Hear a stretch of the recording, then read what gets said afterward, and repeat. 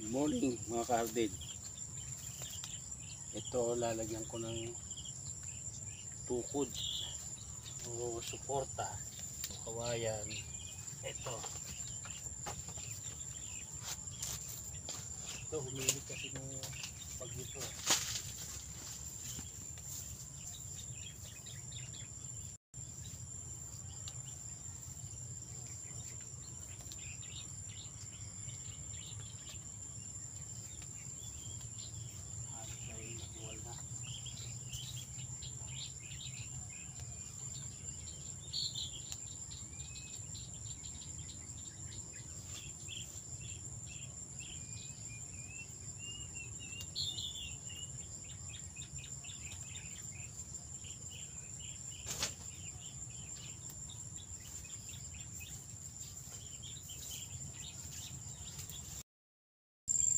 Ito yung itinanim ko ng papayan dito sa loob ng sagingan para kako pagka umuulan, bumabalo, meron siyang sangga ng mga saging.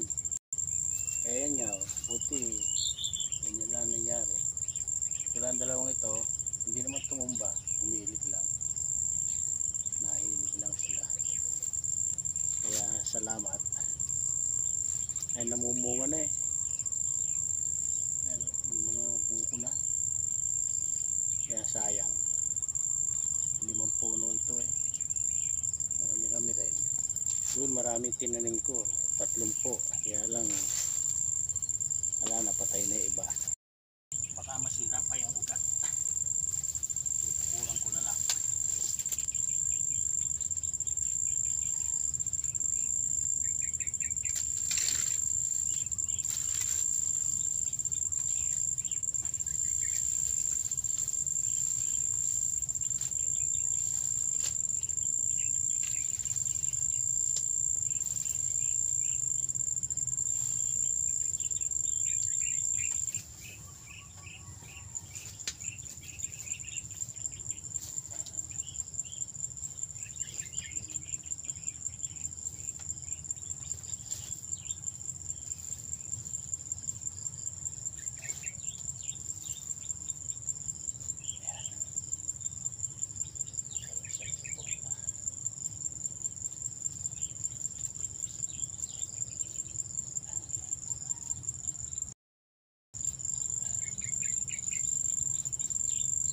Magandang pantali ito.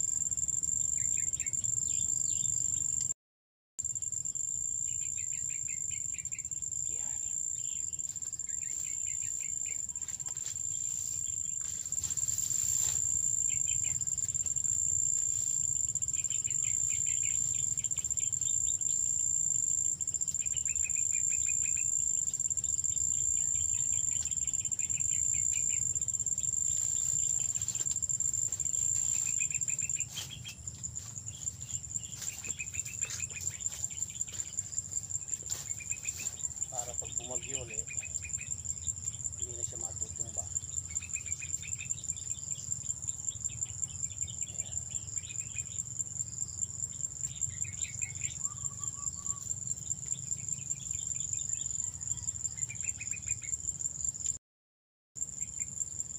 Yan, din matatag na. Kasi karaniwan, dyan ang gagaling ang hangin eh. Sa kanluran, pagbagat.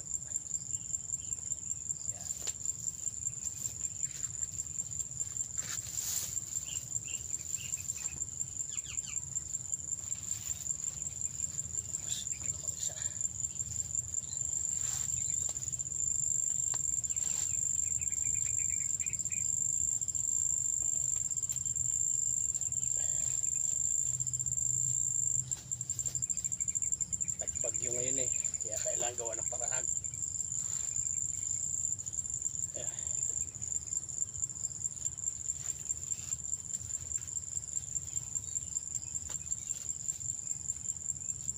Laging bumabagyo. Kaya pag hindi natin gagawa ng paraan eh, walang mayayari sa ating tinanim.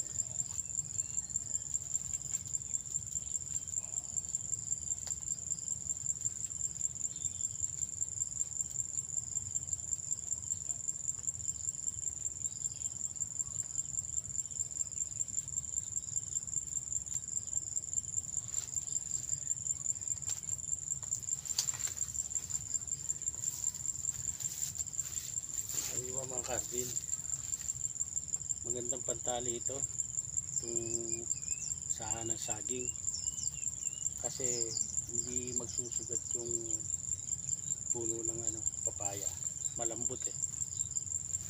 Ayan.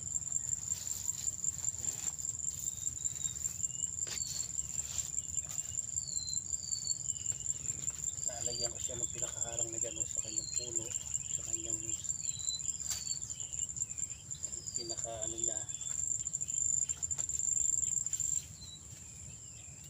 Ayan. Ayan.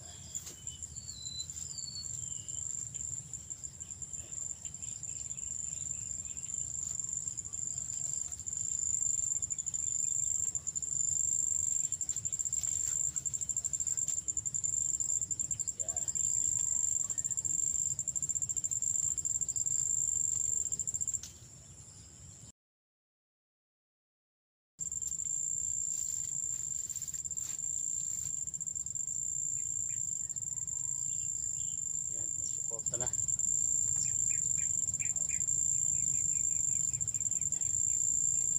Medyo na siya sa bagyo. Matatag na.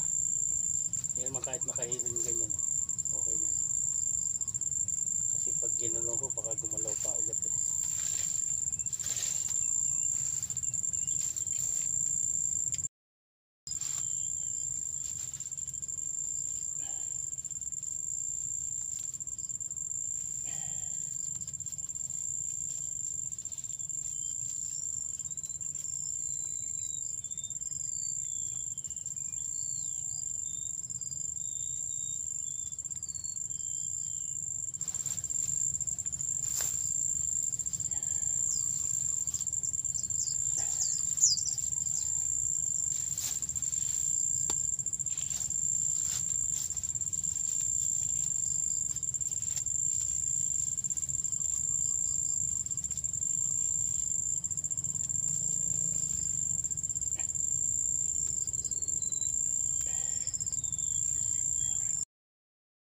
Ayun na mga kardin, natapos natin lagyan ng suporta yung mga puno ng papaya. Kahit paano masaya na ako ngayon kasi alam ko na kahit bumagyo matatag na siya.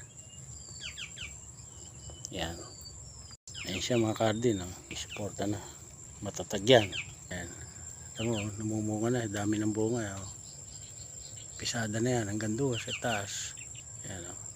Sayang eh pag hindi inalagaan, pag hindi sinuporta ng puno, baka pag bagyoli mabuwal, kasi puro doon galing ang hangin eh, doon sa kanluran, Taghabagat. Ayan dami ng bunga eh, namumulaklak ng kasalukuyan ayan pa.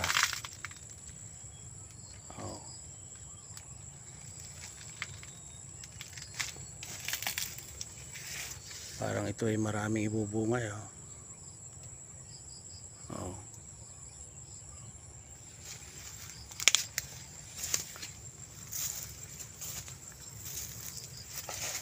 pa. Ito ay may buko na yan.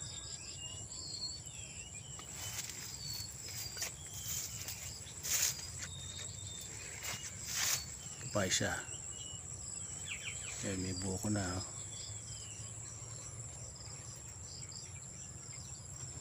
yan. Sige mga kahardin, maraming salamat sa inyong panonood. Bye bye.